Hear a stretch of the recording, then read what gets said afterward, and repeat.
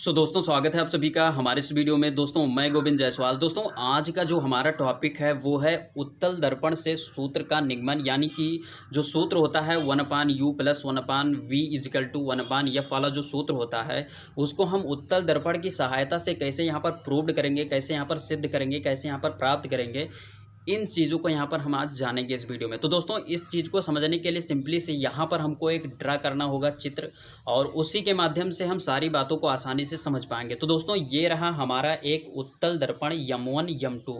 अब दोस्तों इस उत्तल दर्पण का जो ध्रुव है वो है P, और जो फोकस बिंदु है वो है F, और जो वक्रता केंद्र है वो है C। अब यहाँ पर मैं आप सभी को बताना चाहूँगा कि इसी उत्तल दर्पण के मुख्य अक्ष पर एक स्थान पर एक वस्तु रखी हुई है AB। अब दोस्तों ये जो वस्तु AB रखी गई है, इसी के ऊपरी सिरा से एक प्रकाश की किरण मुख्य अक्ष के समांतर आती है और दर्पण के R बिंदु पर टकराती है। अब यहाँ पर मैं आप सभी को बताना चाहूँगा कि ये जो दर्पण है, दर्पण के इस साइड में कलई की गई हुई, क्योंकि यहाँ पर ये उत्तल दर्पण है तो उत्तल दर्पण के में इस साइड में यहाँ पर कलई होती है, तो यहाँ पर ये इस साइड में कलई की गई है। तो यहाँ पर ये जो प्रकाश की किरण मुख्य अक्ष के समांतर आई और R बिंदु पर टकराई, तो ये जो है प्रकाश की किरण इस दर्पण को पूरा इस तरफ पार नहीं कर पाएगी। अब यहाँ पर हमको एक चीज़ पता है कि जब कोई प्रकाश की किरण इस गोलीय दर्पण में मुख्य अक्ष के समांतर आती है तो वह दर्पण से टकराने के बाद में फोकस बिंदु से होती हुई आगे बढ़ जाती है या फोकस बिंदु से आती हुई प्रतीत होती है।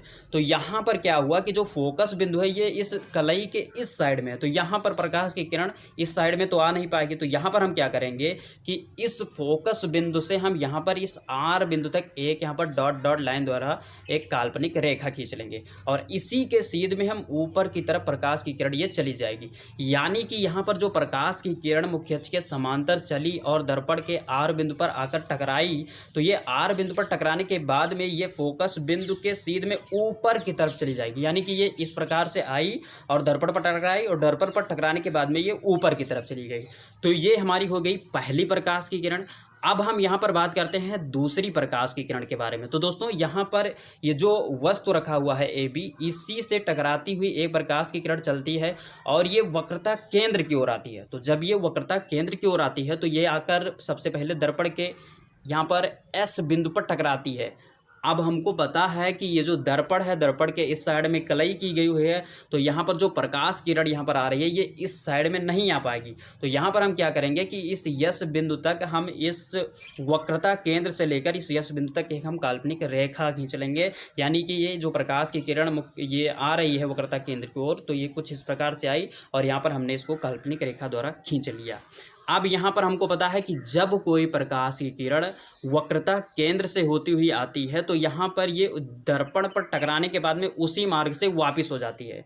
तो यहाँ पर क्या हुआ कि जब ये प्रकाश की किरण आई तो ये दर्पण पर जब टकराएगी तो ये दर्पण पर टकराने के बाद में उसी मार्ग से वापस हो जाएगी, क्योंकि ये वक्रता केंद्र की ओर आ रही थी। तो ये हमारी हो गई दोनों प्रकाश की किरणें। अब दोस्तों यहाँ पर हम इस चित्र में अगर ध्रुव के इस साइड में आ जाएं तो ध्रुव के इस साइड में हमने दो काल्पनिक रेखाएं खींच रखे हैं, जिसमें से पहली काल्पनिक रेखा गई है F बिंदु से लेकर R बिंदु तक, दूसरी काल्पनिक रेखा गई है C बिंदु से लेकर S बिंदु तक। तो ये जो दोनों काल्पनिक रेखाएं हैं ये एक दूसरे को कुछ इस बिंदु पर यहाँ पर कट कर रही हैं।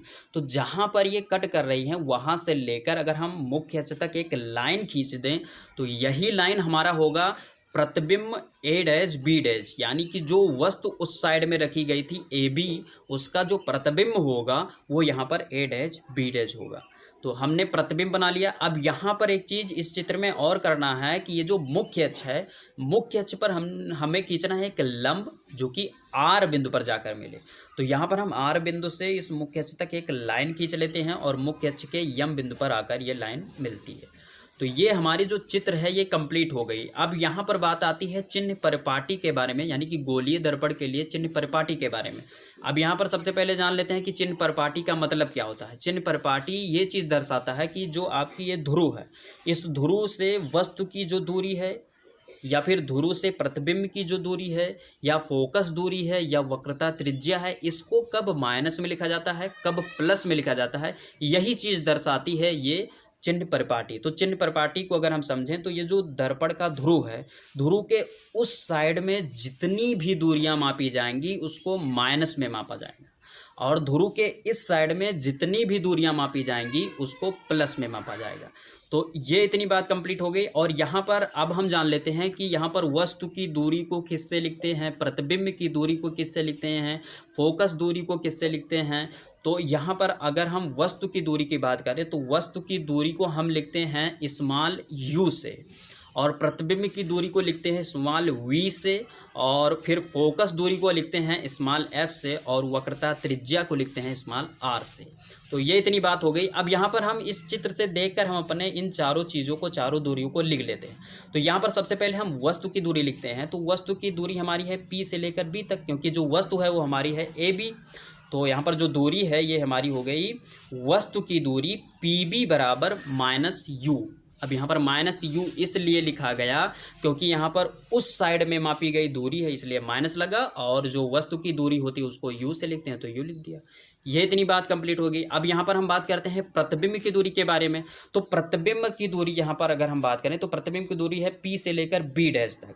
तो यहाँ पर हम लिखेंगे प्रतिबिंब की दूरी पी बी डैश बराबर हो जाएगा हमारा प्लस वी। अब यहाँ पर प्लस लग गया, क्यों? क्योंकि इस साइड में मापी गई दूरी है, और यहाँ पर वी से लिखते हैं प्रतिबिंब की दूरी को, तो वी से लिख दिया। फिर उसके बाद में अगर हम फोकस दूरी की बात करें तो फोकस दूरी पी एफ बराबर हमारा हो जाएगा यहाँ पर प्लस स्मॉल एफ हो जाएगा। उसके बाद में वक्रता त्रिज्या की बात करें तो यहाँ पर पी सी बराबर हो जाएगा स्मॉल आर, और प्लस में होगा ये। तो ये हमने चारों दूरियों को यहाँ पर हमने लिख लिया। अब हम यहाँ पर बात करेंगे कि कैसे अपने सूत्र को प्रूव किया जाए। अब दोस्तों अगर हम इस चित्र को ध्यान से देखें तो यहाँ पर एक त्रिभुज है ए बी सी। ये एक समकोण त्रिभुज है, क्योंकि यहाँ पर ये जो बी वाला कोण है ये 90 अंश का है। और उसके बाद में इसी में एक त्रिभुज और है, वो है ए डैश बी डैश सी। ये भी एक समकोण त्रिभुज है, क्योंकि यहाँ पर इसका जो बी डैश वाला कोण है ये भी 90 अंश का है। तो यहाँ पर अब हम लिखेंगे त्रिभुज ए बी सी तथा त्रिभुज ए डैश बी डैश सी से। अब यहाँ पर हम क्या करेंगे कि इस चित्र में जो नया वाला चित्र है इसको यहाँ पर हम निकाल लेते हैं बाहर, बाकी इस पुराने वाले चित्र को ऊपर एडजस्ट कर देते हैं। अब यहाँ पर ये जो नया वाला चित्र है ये दोनों के दोनों यहाँ पर जो त्रिभुज हैं इसमें ये दोनों के दोनों समकोण त्रिभुज हैं। और उसके बाद में जब ये दोनों समकोण त्रिभुज हैं तो ये एक दूसरे के समरूप होंगे, और जब दो त्रिभुज समरूप होते हैं तो यहाँ पर एक रिलेशन बनता है। वो रिलेशन होता है पहले त्रिभुज का लंब बटा दूसरे त्रिभुज का लंब बराबर पहले त्रिभुज का आधार बटा दूसरे त्रिभुज का आधार। तो यहाँ पर अगर हम पहले त्रिभुज की बात करें तो पहला त्रिभुज हमारा है ए बी सी, तो इसका जो लंब होगा वो हमारा होगा ए बी, तो ऊपर हम लिख देते हैं ए बी। अब हमें नीचे लिखना है दूसरे त्रिभुज का लंब, तो हमारा दूसरा त्रिभुज है ए डैश बी डैश सी। तो यहाँ पर जो इसका लंब होगा वो हमारा होगा ए डैश बी डैश, तो यहाँ पर हम नीचे लिख देते हैं ए डैश बी डैश। तो अब हमारा ये कंप्लीट हो गया। अब हम बराबर लगाएंगे और इस साइड में जब आएंगे तो अब हमको लिखना है पहले त्रिभुज का आधार बटा दूसरे त्रिभुज का आधार। तो पहला त्रिभुज जो हमारा है वो है ए बी सी, तो इसका जो आधार होगा वो हमारा होगा बी सी, तो कुल मिलाकर हम ऊपर लिख देते हैं बी सी। और उसके बाद में अगर हम दूसरे त्रिभुज को की बात करें तो दूसरा त्रिभुज हमारा है ए डैश बी डैश सी, तो इसका जो आधार होगा वो हमारा होगा बी डैश सी, तो नीचे हम लिख देते हैं बी डैश सी। तो इस प्रकार से हमको एक रिलेशन यहाँ पर मिल गया। अब दोस्तों अगर हम इस पुराने वाले चित्र को फिर से ध्यान से देखें तो यहाँ पर हमको एक त्रिभुज मिल रहा है, वो है आर यम यफ। ये जो त्रिभुज है ये एक समकोणी त्रिभुज है, क्योंकि यहाँ पर जो यम वाला कोण है ये 90 अंश का है। और उसके बाद में इसी में अगर और ध्यान से देखें तो एक त्रिभुज हमको और मिल रहा है, वो है ए डैश वी डैश एफ। ये जो त्रिभुज है ये भी एक समकोणी त्रिभुज है, क्योंकि यहाँ पर जो बी डैश वाला कोण है ये भी 90 अंश का है। तो ऊपर हम यहाँ पर सबसे पहले लिख लेते हैं त्रिभुज आर यम यफ तथा ए डैश बी डैश यफ से, और उसके बाद में इस चित्र में से इस नए वाले चित्र को हम निकाल लेते हैं, बाकी पुराने वाले चित्र को ऊपर एडजस्ट कर देते हैं। तो यहाँ पर अगर हम इस नए वाले चित्र को ध्यान से देखते हैं तो यहाँ पर दो त्रिभुज हैं और दोनों त्रिभुज समकोणिक हैं। तो कुल मिलाकर ये जो दोनों त्रिभुज हुए ये एक दूसरे के समरूप हुए, और जब दो त्रिभुज समरूप होते हैं तो यहाँ पर एक रिलेशन बनता है जो कि अभी अभी हमने जाना है, वो है पहले त्रिभुज का लंब बटा दूसरे त्रिभुज का लंब बराबर पहले त्रिभुज का आधार बटा दूसरे त्रिभुज का आधार। तो यहाँ पर अगर हम इस रिलेशन को इसमें पुट करना चाहें तो यहाँ पर अगर हम पहले त्रिभुज की लंब की बात करें तो पहला त्रिभुज हमारा है आर यम यफ। तो यहाँ पर ये जो हमारा लंब होगा वो हमारा होगा यमार, क्योंकि यहाँ पर यम से आर की जो हमारी दूरी है यही लंब होगी। तो यहाँ पर हम ऊपर लिख देते हैं यमार और बटे लगाकर अब हमको नीचे लिखना है दूसरे त्रिभुज का लंब। तो हमारा दूसरा त्रिभुज है ए डैश बी डैश यफ। तो इसका जो लंब होगा वो हमारा होगा ए डैश बी डैश। तो यहाँ पर हम लिख देते हैं ए डैश बी डैश। अब हम बराबर लगाएंगे और इस साइड में हमको ऊपर लिखना है पहले त्रिभुज का आधार। तो पहला त्रिभुज है हमारा आर यम यफ। तो यहाँ पर जो पहले त्रिभुज का आधार होगा वो हमारा होगा यम यफ। तो ऊपर हम लिख देते हैं यम यफ और उसके बाद में अब हमको नीचे लिखना है दूसरे त्रिभुज का आधार। तो दूसरा जो त्रिभुज है वो हमारा है ए डैश बी डैश यफ। तो इसका जो आधार होगा वो हमारा होगा बी डैश यफ। तो यहाँ पर नीचे लिख देते हैं बी डैश यफ। तो कुल मिलाकर यहाँ से भी हमको एक रिलेशन ये। अब दोस्तों अगर हम इस चित्र को फिर से ध्यान से देखें तो यहाँ पर ये जो यमार है यानी कि यम से आर की जो दूरी है ये दूरी बराबर है हमारी ए बी के। तो यहाँ पर हम लिख सकते हैं यमार बराबर ए बी। तो ये हमने लिख दिया। अब यहाँ पर जब यमार बराबर ए बी है तो चूंकि अभी जो हमको ऊपर वाला रिलेशन मिला है वो हमको मिला है यमार बटे ए डैश बी डैश बराबर एम एफ बटे बी डैश एफ। तो यहाँ पर हम क्या करेंगे कि जो यमार है इस यमार के स्थान पर हम ए बी रख देंगे। तो यहाँ पर हमको मिल जाएगा ए बी बटे ए डैश बी डैश बराबर एम एफ बटे बी डैश एफ।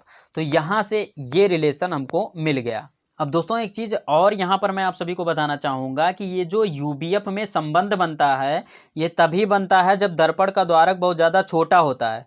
और जब दर्पण का द्वारक बहुत ज़्यादा छोटा होगा तो यहाँ पर ये जो आर बिंदु है ये इस पी बिंदु के बहुत ही ज़्यादा समीप होगा। और जब ये आर बिंदु पी बिंदु के बहुत ज़्यादा समीप होगा तो यहाँ पर ये जो यम बिंदु है ये इस पी के और ज़्यादा समीप होगा। तो यहाँ पर ये जो पी से लेकर यफ की दूरी है ये यम से लेकर यफ की दूरी के लगभग बराबर होगा। तो यहाँ पर हम लिख सकते हैं M F is equal to P F. तो यहाँ पर हमने लिख दिया M F is equal to P F. अब यहाँ पर इसके जस्ट ऊपर जो अभी हमको रिलेशन मिला है वो मिला है A B upon A dash B dash बराबर M F upon B dash F.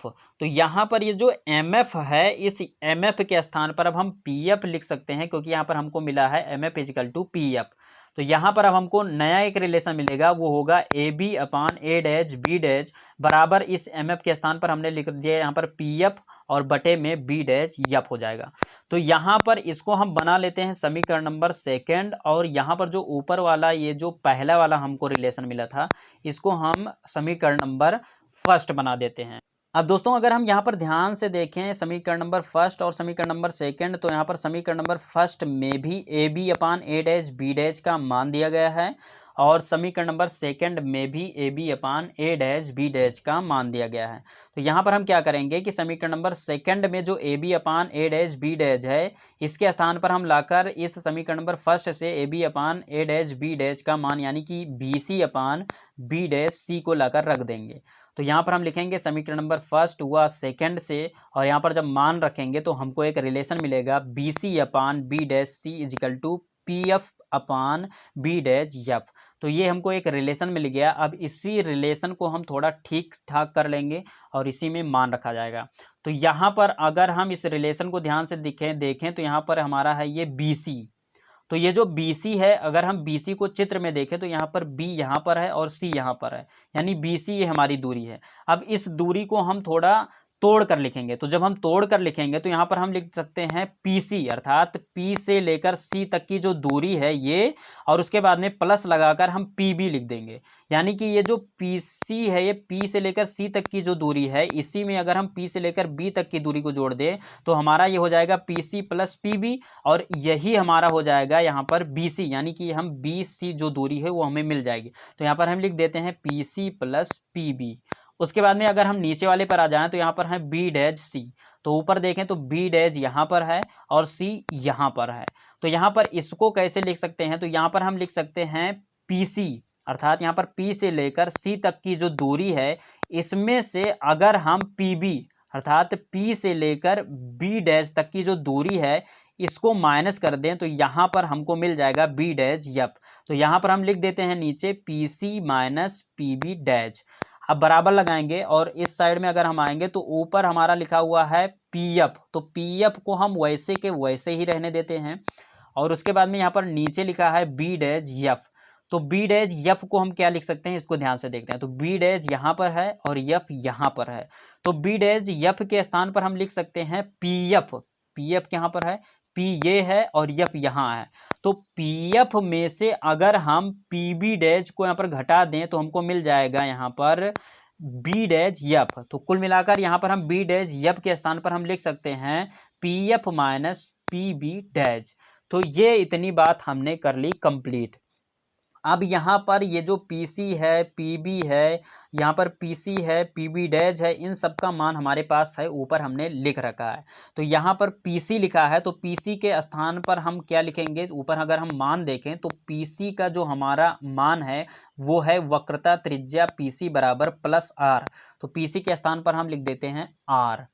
फिर उसके बाद में यहाँ पर हमारा लिखा हुआ है PB, तो PB का जो मान हमारा ऊपर है वो है हमारा वस्तु की दूरी।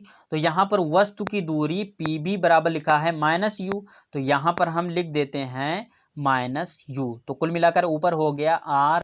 अब दोस्तों अगर हम नीचे ध्यान से देखें तो नीचे लिखा हुआ है PC, तो PC हमारा है वक्रता त्रिज्या जिसका मान है प्लस R, तो यहाँ पर हम लिख देते हैं R। फिर यहाँ पर माइनस लगा है तो यहाँ पर ये माइनस हो गया। और उसके बाद में अगर हम यहाँ पर आगे देखें तो यहाँ पर PB डैश लिखा हुआ है, तो PB डैश का जो ऊपर मान है वो हमारा है प्रतिबिंब की दूरी PB डैश बराबर प्लस V। तो यहाँ पर हमारा हो जाएगा माइनस, चूंकि लगा हुआ था और प्लस तो माइनस प्लस माइनस होता है, तो माइनस V। तो नीचे हमारा हो गया R माइनस V। उसके बाद में अगर हम इस साइड में आ जाएं तो यहाँ पर लिखा है PF, तो PF का मान हमारा ऊपर है यहाँ पर फोकस दूरी, तो फोकस दूरी हमारा प्लस F है, तो ऊपर हम लिख देते हैं F। उसके बाद में अगर हम नीचे ध्यान से देखें तो नीचे हमारा है PF, तो PF को अगर हम ऊपर ध्यान से देखते हैं तो PF हमारा है दर्पण की फोकस दूरी जो कि F है, तो यहाँ पर हम F लिख देते हैं। उसके बाद में यहाँ पर माइनस लगा हुआ है और लिखा है PB डैश, तो PB डैश जो हमारा है वो ऊपर यहाँ पर हमारी प्रतिबिंब की दूरी PB डैश बराबर प्लस V लिखा हुआ है। तो यहाँ पर चूंकि माइनस लगा हुआ है और हमारा प्लस V है तो यहाँ पर हो जाएगा माइनस प्लस माइनस यानी कि माइनस V। तो कुल मिलाकर यहाँ पर जो हमको रिलेशन मिला वो हमको मिला R minus U upon R minus V equal to F upon F minus B। अब यहाँ पर हमको एक चीज पता है F इजिकल टू R अपान 2, जो कि हम प्रूव कर चुके हैं। तो यहाँ पर जब F इजिकल टू R अपान 2 हमको सूत्र पता है तो यहाँ पर अगर हम R का पक्षांतर कर दें तो कुल मिलाकर हमको मिल जाएगा R इजिकल टू 2F। तो यहाँ पर जहां जहां R है वहां पर अब हम 2F लिख सकते हैं। जो ऊपर वाला रिलेशन है इसमें जहां जहां R है वहां वहां अब हम 2F कर देंगे। तो यहाँ पर जब हम R के स्थान पर 2F करेंगे तो जो हमें रिलेशन अगला मिलेगा वो मिलेगा 2F minus U upon 2F minus V equal to F upon F minus V। तो ये हमको कंप्लीट। अब दोस्तों यहाँ पर इसका हम करेंगे वज्र गुणन यानी कि तिरछा गुणा, और तिरछा गुणा जब करेंगे तो यहाँ पर पहले यहाँ पर 2F माइनस B का गुणा हम F से कर लेते हैं। तो यहाँ पर हमारा हो जाएगा F into 2F minus B equal to, अब यहाँ पर हम गुणा करेंगे जब हम 2F माइनस U का इस F माइनस B से, तो यहाँ पर हमको मिल जाएगा F minus V into 2F minus U। अब यहाँ पर इसका हम गुणा करते हैं तो F का जब हम 2F से करेंगे तो 2F स्क्वायर हो जाएगा, और F का जब B से करेंगे तो यहाँ पर VF हो जाएगा। तो इधर का हो गया। अब इस साइड में आ जाते हैं तो इस साइड में जब हम F का 2F से करेंगे तो यहाँ पर 2F स्क्वायर हो जाएगा। फिर यहाँ पर हम इस V का U से करेंगे सबसे पहले, तो V का जब U से करेंगे तो यहाँ पर हो जाएगा UB, और यहाँ पर माइनस है, यहाँ पर माइनस, तो माइनस माइनस प्लस, तो कुल मिलाकर 2F स्क्वायर प्लस UB हो गया।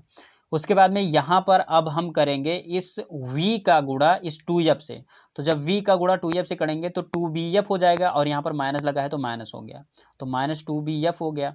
उसके बाद में अब यहाँ पर F का गुणा U से करेंगे तो यहाँ पर हो जाएगा माइनस UF। अब यहाँ पर हम क्या करेंगे कि ये जो स्क्वायर स्क्वायर वाला है इसको एक साइड में कर लेंगे, और उसके बाद में UB को भी एक साइड में कर लेंगे। तो कुल मिलाकर यहाँ पर हमारा हो जाएगा minus VF plus 2bf plus uf equal to 2f square minus 2f square plus ub। यानी कि यहाँ पर 2f स्क्वायर था, एक 2f स्क्वायर को इस तरफ ले आए तो यहाँ पर माइनस में हो गया। तो यहाँ पर 2f स्क्वायर को काट देंगे, क्योंकि यहाँ पर 2f स्क्वायर 0 हो जाएगा। और उसके बाद में यहाँ पर केवल बचेगा ub। और यहाँ पर अगर हम ध्यान से देखें तो यहाँ पर लिखा है माइनस vf और यहाँ पर लिखा है प्लस 2bf।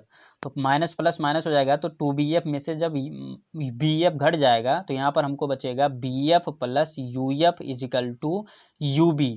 अब हम यहाँ पर क्या करेंगे कि दोनों पक्षों में यूबीएफ से भाग कर देंगे, और जब यूबीएफ से हम दोनों पक्षों में भाग कर देंगे तो यहाँ पर हमको मिल जाएगा 1/u plus 1/v is equal to 1/। तो दोस्तों उम्मीद करता हूँ ये वीडियो आप सभी को अच्छी लगी होगी। वीडियो अच्छी लगी तो प्लीज़ लाइक कीजिए, और दोस्तों यदि आप नए हैं हमारे चैनल पर तो चैनल को सब्सक्राइब कर प्रेस कर लीजिए बेल आइकन को, जिससे कि आपको नए वीडियो का अपडेट मिलता रहे। तो दोस्तों बस यहीं पर दीजिए इजाज़त। जय हिंद, वंदे मातरम।